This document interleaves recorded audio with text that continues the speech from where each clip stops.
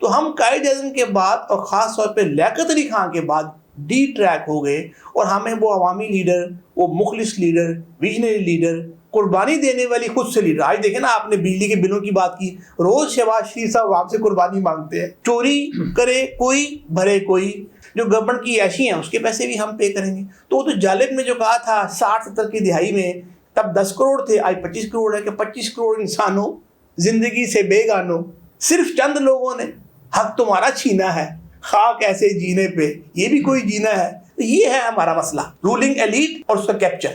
اور اب بھی جو الیکشن ہوئے ہیں فروری 2024 میں، اس میں مجھے آفر آئی کہ نون لیگ کی گورنمنٹ بننی ہے، تو آپ کو بھی ایڈجسٹ کر دیں. تو میں نے کہا جی میں نہیں چاہتا کہ ایک MNA قومی اسمبلی میں پھر رہا ہو اور شیراز الطاف مر جائے. اس آئین نے کیا دیا آج تک پاکستان کو، جس میں ہر چیز درج ہے، فری تعلیم، فری صحت نہیں ملتی. تو آپ اس آئین کو ٹھیک کریں، ایک فنکشنل سرونگ آئین بنائیں.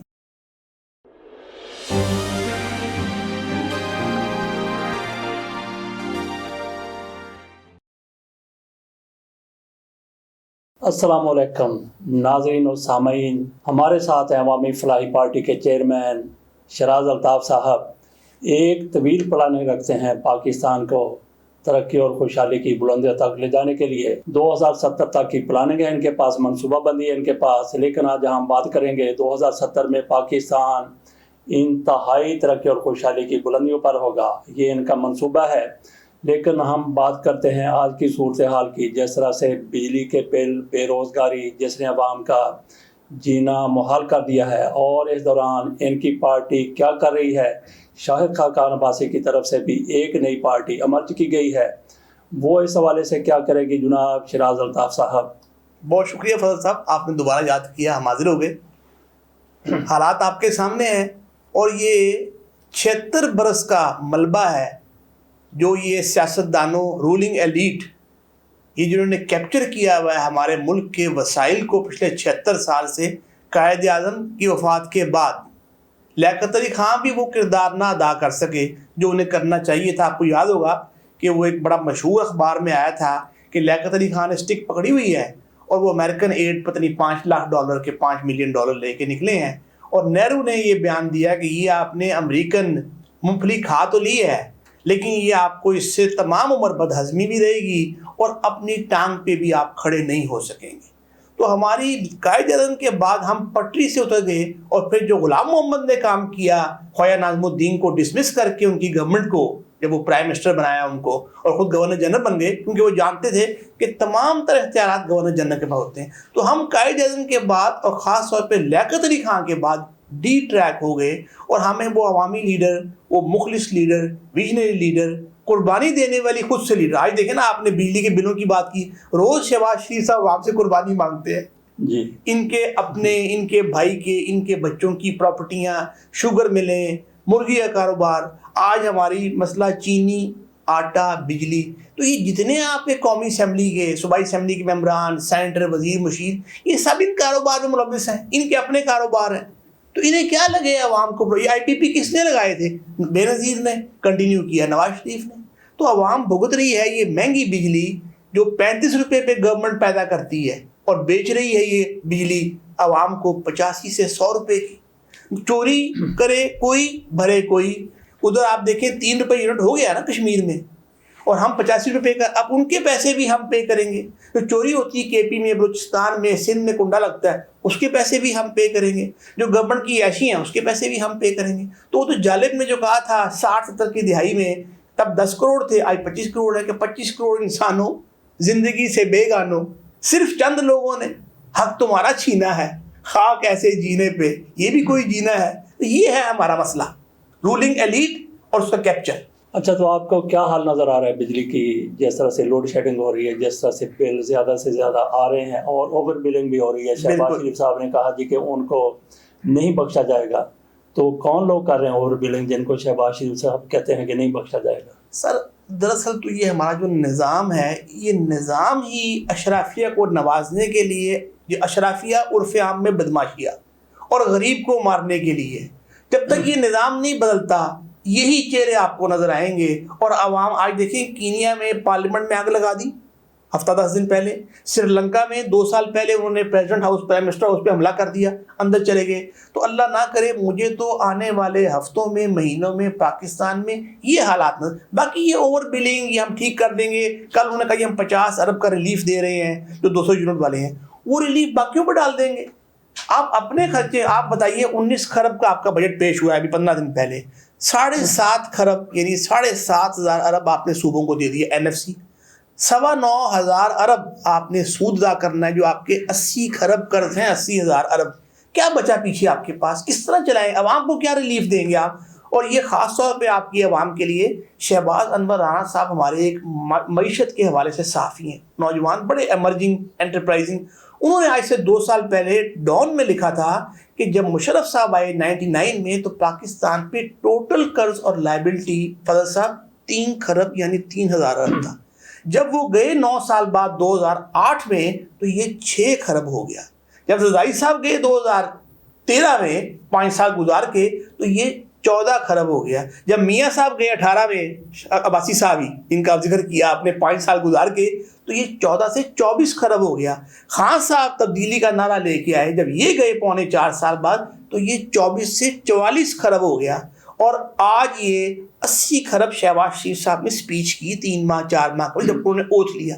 تو یہ قرضے کس نے لیے ہیں, یہ پیسے میں کرپشن کس نے کی, عوام نے تو نہیں کی, ہم نے تو نہیں کی. جن لوگوں نے کی ہے, جب تک آپ ان سے پیسہ وصول نہیں کرتے, ان کو سیاست سے ایسے لوگوں کو بین نہیں کرتے اور اس نظام کو نہیں بدلتے کہ اس میں عوامی قیادت, سماجی قیادت, اصولی قیادت, انقلابی قیادت, کوئی کردار والی قیادت آ سکے, تب تک آپ کا ملک مجھے تو آگے Kenya, Somalia, Sudan, Sri Lanka والے حالات کی طرف بڑھتا نظر آ رہا ہے. اچھا, پاکستان میں کئی پارٹیاں ہیں, کوئی 350 کے قریب, ان میں بڑی بڑی پارٹیاں بھی ہیں. آپ نے الگ سے اپنی پارٹی بنا لی, تو آپ کو ان میں سے کوئی پارٹی پسند نہیں آئی جس کا منشور ایسا ہو جس کے ساتھ آپ اتفاق کرتے ہوں؟ اور آپ شاہد خاقان عباسی صاحب کی طرف سے بھی ایک پارٹی بنائی گئی ہے, تو اس کے اور آپ کے منشور میں کیا فرق ہے؟ میں نے آپ کے پروگرام میں پہلے بھی ایک بار کہا تھا, قیوم نظامی صاحب ماشاءاللہ حیات ہیں, جاگو تحریک کے بانی, ہمارے استاد بھی ہیں, محترم دوست بھی ہیں. انہوں نے مجھے آج سے 4 سال قبل جب عمران خان گورنمنٹ تھی تو نون لیگ کی طرف سے ایک آفر آئی تھی, اور اب بھی جو الیکشن ہوئے ہیں فروری 2024 میں, اس میں مجھے آفر آئی کہ نون لیگ کی گورنمنٹ بننی ہے تو آپ کو بھی ایڈجسٹ کر دیں. تو میں نے کہا جی میں نہیں چاہتا کہ ایک MNA قومی اسمبلی میں پھر رہا ہو اور شیراز الطاف مر جائے, اس لیے یہ تو ہے ان پارٹیوں کا حال. عباسی صاحب کی آپ سن لیں, تقریباً 1.5 سال قبل آپ کو یاد ہوگا انہوں نے مفتاح اسماعیل, عباسی صاحب اور مصطفیٰ کھوکھر صاحب, انہوں نے بڑے سیمینار کیے, بڑی پریس کانفرنسز کی اور کانفرنسز کی مختلف شہروں میں. تو مجھے ملاقات کا ان سے اتفاق ہوا گورنمنٹ کالج لاہور میں. تو میں نے پوچھا مفتاح اسماعیل صاحب سے, مفتاح صاحب آپ کو بڑا درد ہو رہا ہے عوام کا, بجلی مہنگی ہو رہی ہے, گیس, ابھی یہ PDM گورنمنٹ چل رہی تھی اور یہ ہٹ گئے تھے اور ڈار صاحب آ گئے تھے, یاد ہوگا آپ کو. تو میں نے کہا جب آپ کے وزیر خزانہ تھے شہباز شریف کے انڈر PDM کے اندر, تو وہی کام آپ کرتے تھے جس کے لیے آپ ہوتے تھے ٹی وی پہ بیٹھ کے. تو آپ کو پتا ان کا جواب کیا تھا؟ کہتے مجھے آپ ووٹ نہ ڈالنا. اچھا جی, یہ ان کا جواب تھا. میں آپ کو آن ریکارڈ بتا رہا ہوں, آپ ان سے ویریفائی بھی کر سکتے ہیں. گورنمنٹ کالج لاہور کی 1.5 سال پہلے کی بات ہے. اچھا, یہ دونوں اصحاب, شاہد خاقان عباسی صاحب, ادھر مہتاب عباسی, یہ مفتاح اسماعیل, یہ تو پہلے ہی 25 30 سال غالباً گزار چکے ہیں نون لیگ میں. اور ایک بات اور آپ دیکھیں دلچسپ, آئین کی یہ بات کرتے ہیں جی آئین کے اندر رہنا چاہیے. تو اگر آپ میرا منشور دیکھیں جو ہم نے آج سے قریباً سال قبل لکھا, تو پاکستان کے آئین کی بنیاد ہی ظالمانہ اور جابرانہ گورنمنٹ آف انڈیا 1935 ایکٹ ہے جو انگریز نے مسلط کیا تھا متحدہ ہندوستان پہ. قائد اعظم نے جو ٹریٹی آف ورسائی ہے اس کو تشبیہ دی تھی گورنمنٹ آف انڈیا 1935 ایکٹ سے. اب اس ظالمانہ آئین کے اوپر جو بنایا آپ نے آئین, اس کو آپ سینے سے لگائے پھرتے ہیں. 50 سال تقریب ہوئی, قاضی فائصل صاحب بھی گئے اس کے اندر. اس آئین نے کیا دیا آج تک پاکستان کو, جس میں ہر چیز درج ہے, فری تعلیم, فری صحت نہیں ملتی. تو آپ اس آئین کو ٹھیک کریں, ایک فنکشنل سرونگ آئین بنائیں. آپ بتائیے, محلہ عدالتیں, فری ڈسپینسریاں, فری تعلیم, جو یونین کاؤنسل لیول پہ, لوکل گورنمنٹ لیول پہ کرنے والا کام ہے, اس طرف کوئی پارٹی آتی ہے تو کیسے فلائی پارٹی ان پارٹیوں میں کو جوائن کر کے MNA بن جائے اور روز ان کی طرح آپ بتائیں ٹی وی پہ یہ لوگ آتے ہیں, اس کا دل کرتا ہے ان کی شکلیں دیکھنے کا. 40 سال ان لوگوں کو ہو گئے. اچھا, الیکشن کی بات آپ نے کی. الیکشن 2024 کو جو ہوئے ہیں اس کی کریڈیبلٹی، اس کی ساکھ کے حوالے سے بھی آپ کے خدشات ہیں، تحفظات ہیں. اچھا، ایسے ہی انتخابات ہوتے ہیں تو آپ کو کیسے آگے جانے کا موقع ملے گا پھر؟ کتنے افسوس کی بات ہے، کہہ رہے تھے الیکشن ہوں گے تو اسٹیبلٹی آئے گی.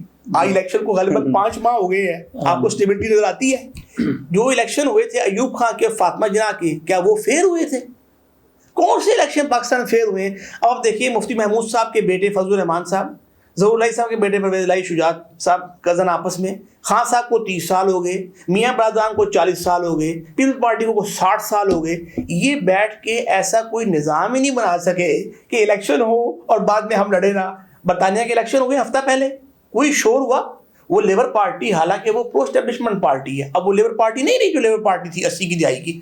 وہ جیت گئی 412 سیٹیں، ختم ہو گئی بات. آپ دیکھیں اور الیکشن ہوئے آپ کے دوسرے ممالک میں، کہیں شور ہوا یہ ہمارا انڈیا میں ہو گئے، آپ کے ہمسائے میں. وہ سماجی انصاف کے اوپر ووٹ لے گئی قریباً 300 سیٹیں، کانگریس اور ان کے اتحادی. سماجی انصاف کیا تھا؟ قائد اعظم کے پاکستان کے 4 پرنسپل، سماجی انصاف، سماجی جمہوریت، مساوی مواقع اور فیئر پلے. اس کے اوپر ایران میں جو پریزیڈنٹ بنے ہیں ابھی ریفارمسٹ، وہ اس نعرے پہ ووٹ لے گئے. اور ہمارے یہاں ووٹ کس چیز پہ ہے؟ بریانی پہ، 5000 روپے پہ، تھانے پہ، کچہری پہ، بدماشی پہ، گارڈز پہ، ڈالوں پہ، کروڑوں روپے جو کیمپین پہ لگائے گا. تو کہاں جا رہے ہیں ہم؟ اگر آج انڈیا دنیا کی 4تھی بڑی معیشت ہے فضل صاحب، مجھے آپ بتائیے، اور ہم 44ویں بڑی معیشت ہے، اور جرمنی 3ری بڑی معیشت ہے، جاپان 4تھی بڑی معیشت ہے، تو چائنا پہلی بڑی معیشت ہے جس کی ایکسپورٹ $3,500 ارب ہے، ہماری 25 ارب 28 ارب ڈالر ہے. تو کچھ تو غلط کیا ہم نے. بنگلہ دیش ہم سے آگے، سنگاپور، جاپان، جرمنی، انڈیا آگے. تو کچھ غلط ہوا یہاں یا نہیں ہوا؟ اچھا، ٹک ٹاک پنجاب حکومت کی پرفارمنس کے حوالے سے آپ کیا کہیں؟ میرا خیال ٹک ٹاک زیادہ بہتر ہے. وہ آپ نے ٹھیک کہا، پنجاب حکومت کو آپ چھوڑ دیجئے. آپ مجھے بتائیں کون سے نعرے اس خاتون نے نہیں لگائے؟ کس کو برا بلا اس نے نہیں کہا؟ میں کہتا ہوں ٹھیک ہے آپ کے سیاسی حریف ہیں، آپ نے بھائی، اب تو آپ پچھلے 4 ماہ سے چیف منسٹر پنجاب ہیں. کیا کیا آپ؟ ہم جی وہ ہیلی کاپٹر سے مریضوں کو چیک کر لیں گے آ کے، ہم راجن پور میں ہسپتال بنا دیں گے، ہم لاہور میں کینسر ہسپتال بنا دیں گے، ہم یہ کر دیں گے. جو موجود اسکول ہیں، جو موجود ہسپتال ہیں، جو موجود آپ کا لوکل ٹرانسپورٹ جو آپ کی پنجاب کی بتائیں کہاں ہے؟ 1 کروڑ خاندان پنجاب میں قریباً رہتا ہے، 12 کروڑ لوگ. آپ کیا دے رہے ہیں؟ ان کے بجلی کے بل لوگ پریشان ہیں. اب آپ نے کہا یہ ہم وہ 500 یونٹ والے کو سولر فری دیں گے، 90% ہم پے کریں گے، 10% وہ پے کر دے. کیا 70 لاکھ لوگ شاید آتے ہیں 500 یونٹ میں فضل صاحب جی؟ ان کو سولر لگانا، ان سے 10% لینا، 90% لگانا، لوگ بھیجنا، یہ کیا 100 سال کا بنایا پروجیکٹ آپ نے؟ تو جو بل آ رہے ہیں ان میں آپ 50% ریلیف دے دیں کہ جی 500 یونٹ والوں تک جتنا بل ہے آپ کا، آپ جائیے اس پہ 50% مائنس کروائیے اور پے کر دیجیے. یہ کیوں نہیں کرتے آپ؟ یعنی آپ نے کان کو یہاں سے پکڑنا ہے، یہاں سے نہیں پکڑنا. اپنے آپ دیکھیں، روز میک اپ بھی کیا ہوتا ہے، ٹک ٹاک بھی چل رہی ہوتی ہے، میٹنگ بھی ہو رہی ہوتی ہے، دورے بھی ہو رہے ہوتے ہیں. مری میں سنا بہت کام ہو رہا ہے، میاں صاحب تو غالباً کئی دن سے ہیں ہی مری میں. تو یار خدا کا واسطہ ہے، یہ جو 5-10 خاندان جن کی بڑی پارٹیاں ہیں، اور وہ جو جالب صاحب نے اس وقت کہا تھا ہمارے جو 20 روپے ہے من آٹا پھر بھی ہے سناٹا، گوہر سہگل آدم جی بنے ہیں برلا اور ٹاٹا. جو ایوب دور میں 22 خاندان تھے، جو آج یہ 2000 خاندان ہیں. یہ ہماری عوام کی جان چھوڑ دیں اور بے شک چلے جائیں جہاں انہوں نے اپنے محل اور جزیرے بنائے ہوئے ہیں. میرا تو ان کو یہی پیغام ہے. اچھا، فوجی عدالتوں میں سویلین کے ٹرائل کے حوالے سے آپ کی پارٹی کا کیا موقف ہے؟ میرا سمپل موقف ہے جی کہ آپ نے فوجی انسٹالیشنز پہ حملے کیے، آپ کا کیس فوجی عدالتوں میں ہی چلنا چاہیے. آپ سیلین ہیں نہیں ہیں، ویری سمپل. اور یہ میں فوج کو آپ کے پروگرام کے ذریعے پیغام دینا چاہتا ہوں کہ آپ نے 9 مئی کو 13 ماہ ہو گئے، دنیا میں جگ ہسائی ہو گئی ہماری. آپ کو یاد ہے برطانیہ میں رائٹس ہوئے تھے تو دن رات عدالتیں لگی تھی 24 گھنٹے، اور 2-3 مہینے میں انہوں نے ہزاروں لوگوں کو سزا دے دی تھی. تو آپ کو کیا امر مانے ہیں کہ حملہ ہو گیا فوج پہ؟ ہمارے جو پرانے میرے حلقے کے اندر گرین ٹاؤن شپ میں ہمارے پاس 1965 1971 کے پرزنر آف وار اور قیدی اور غازی آتے ہیں. وہ روتے ہیں آ کے کہ یار اتنی فوج نے اپنا مورال گرا لیا ہے، اتنی فوج کی غیرت خراب ہو گئی ہے کہ ہم حملے برداشت کر کے بیٹھے ہوئے ہیں، اور ہر کور کمانڈر کانفرنس میں بیان دیتے ہیں ہم 9 مئی والوں کو نہیں چھوڑیں گے. وہ 9 مئی والے وہیں کے وہیں ہیں. اچھا، مخصوص نشستوں کے حوالے سے قاضی فیصل صاحب کے 13 رکنی بینچ نے فیصلہ کیا، محفوظ کر لیا. اس حوالے سے آپ کی کیا رائے ہے کہ یہ سیٹیں کس کو جانی چاہیے اور فیصلہ کیا آ سکتا ہے؟ میرا سوال یہ ہے کہ فیصلہ کیا آ سکتا ہے اور آپ کی کیا رائے ہے کہ کیا ہونا چاہیے؟ بہت اچھا سوال ہے. اب آپ دیکھیں یہیں پہ آپ تضاد دیکھیں ہماری ان پارٹیز میں، وہ ہے کیا؟ متناسب نمائندگی. یہی ہے نا پروپورشنل ریپرزنٹیشن. یعنی آپ نے 100 سیٹیں جیتی تو آپ کو 10 مل جائیں گی، میں نے 50 جیتی تو مجھے 5 مل جائیں گی. میں مثال دے رہا ہوں. آپ بتائیے پاکستان میں الیکشن متناسب نمائندگی پہ ہوتے ہیں؟ پھر وہ کیوں نہیں کراتے آپ؟ پہلی بات. دوسری بات، آپ کو پاکستان کے چاہیے جمہوریت. یہی ہے نا پی ٹی آئی کا، فضل الرحمان کا، جماعت اسلامی کا، یہ ہمارے محمود اچرزئی کا، ان سب کا یہی مطالبہ ہے نا، جمہوریت، آئین، قانون. تو آپ کو پارٹی کے جمہوریت نہیں چاہیے عمران خان کو؟ کیا کہا قاضی فائزہ نے کہ آپ کو وہ اکبر بابر صاحب جو 95 سے بانی ممبر ہیں، حامد خان صاحب کہاں رہی اتنے سال؟ پارٹی میں جمہوریت نہیں چاہیے لیکن ملک میں جمہوریت چاہیے، پارٹی میں ڈکٹیٹرشپ چاہیے. تو یہ تضادات ہیں. آپ نے بات کی کس کو ملنی چاہیے. میرے خیال میں، حالانکہ یہ میری مخالف جماعتیں ہیں، جس پارٹی نے جتنی سیٹیں جیتی ہیں اس حساب سے اس کو یہ مخصوص نشستیں ملنی چاہیے. لیکن میں مخصوص نشستوں کے ہی خلاف ہوں. کیوں آپ نامینیٹ کریں کسی خاتون کو جو آپ کی سالی ہو، آپ کی سیکٹری ہو، آپ کی کسی عزیز کی بیوی ہو، آپ کی کچھ ہو، ساس ہو، کیوں آپ اسے نامینیٹ کریں؟ کیوں ہم اپنے مسیحی بھائیوں کو نامینیٹ کریں؟ یہ کیوں نہیں الیکشن لڑ سکتے؟ اگر 250 نشستوں پہ الیکشن قومی اسمبلی کا ہو سکتا ہے اور سینکڑوں ہزاروں نشستوں پہ آپ کی صوبائی اسمبلی کا ہو سکتا ہے، تو ان 150 نشستوں 300 نشستوں پہ کیوں نہیں الیکشن ہو سکتا؟ اچھا، آخر پہ آپ سے میں یہ گزارش کروں گا، ایک تو آپ ہمیں بتائیں کہ قوم کے نام جو پیغام دینا چاہتے ہیں، لیکن اس سے پہلے تھوڑی سی بریک ڈاؤن ہمیں بتا دیجئے کہ آپ کی پارٹی کب کیا کرنے جا رہی ہے. جیسا کہ آپ نے کہا کہ 70 سال میں آپ کا منشور مکمل ہوگا، وہ تھوڑی سی بریک ڈاؤن اور اس کے بعد پھر قوم کے نام پیغام. ایک تو میں اس کو وضاحت کر دوں، 70 سال نہیں، 2070، یعنی آج سے قریباً 46 سال بعد. اس کا بریک ڈاؤن یہ ہے کہ ہمیں ابھی عملی سیاست میں قریباً 2 سال ہوئے ہیں. فلائی پارٹی 2022 کے شروع میں رجسٹر ہوئی تھی، ہمیں 2.5 سال ہوئے ہیں. تو ہمیں ابھی 5-7 سال اور چاہیے کہ ہم پراپرلی اپنی پارٹی کو پورے ملک میں آرگنائز کر سکیں اور ایک الیکشن، یہ آپ کی جو سیاست ہے پاکستان کی پالیٹکس، اس میں ایک اہم امپیکٹ ڈال سکیں. ہمیں اس کے لیے قریباً 6-7 سال چاہیے. ہم 2030 کی بات کر رہے ہیں. اس کے بعد ہمیں پھر جب ہم کوئی ایسی اپنی پوزیشن بنا لیتے ہیں جہاں ہم کچھ کر سکیں، تو پھر ہمیں کوئی 15-20 سال چاہیے اس 75-80 سال کے ملبے کو صاف کرنے، نظام کی تبدیلی، ہمارے آئین میں بنیادی تبدیلی، لوکل گورنمنٹ کا نظام، ہماری اکانومی کی بہتری. یہ ہمیں اس کے لیے 15-20 سال چاہیے جہاں ہم ایک بریک ایون پہ آ جائیں. یہ ہم پہنچ گئے 2050 میں. پھر ہمیں 20 سال چاہیے جب ہم جاپان کی طرف، سنگاپور کی طرف، ڈنمارک کی طرف، سویڈن کی طرف، آسٹریلیا کی طرف، ان کینیڈا کی طرف، ان فلاحی ریاستوں کی طرف بڑھ سکیں. یہ ہے ہمارا اگلا 46 سالہ فلاحی پارٹی کا منصوبہ. اور یہ سارا اس کا جو مقصد، ایم، ویژن، وہ آخرت ہے. ہم آخرت کی سیاست کر رہے ہیں. ہم ہو سکتا ہے یہاں کامیاب نہ ہوں، ہمارے بعد آنے والے اس کو آگے لے کے چل پڑے، ہو سکتا ہے وہ بھی نہ لے کے چل پڑے. ہمیں انشاءاللہ مسلمان ہونے کے ناطے، آخرت پہ یقین کے ناطے، اللہ کے ہاں پہنچ کے فضل صاحب اس کا ریوارڈ مل جائے گا. اور آپ جیسے جو ساتھی ہمیں اس میں تعاون کرتے رہتے ہیں، مورلی سپورٹ کرتے رہتے ہیں، ہمارے پیغام کو لوگوں تک پہنچاتے رہتے ہیں، آپ بھی اس میں اپنا حصہ ڈال رہے ہیں. جی، قوم کے نام پیغام. قوم کے نام یہی پیغام ہے جی، رولنگ ایلیٹ، اس کا کیپچر اور وسائل کی غیر منصفانہ تقسیم. ہر عام پاکستانی کو سیاست میں حصہ لینا پڑے گا.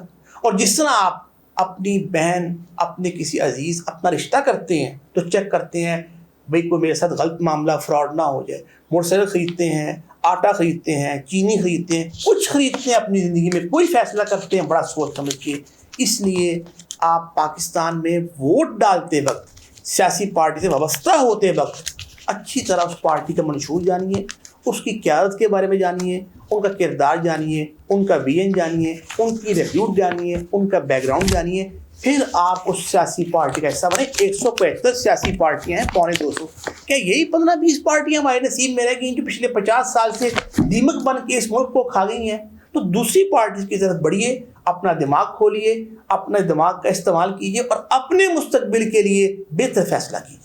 شراز الطاف صاحب، بہت بہت شکریہ آپ کا. آپ کی مہربانی فضل صاحب، تھینک یو.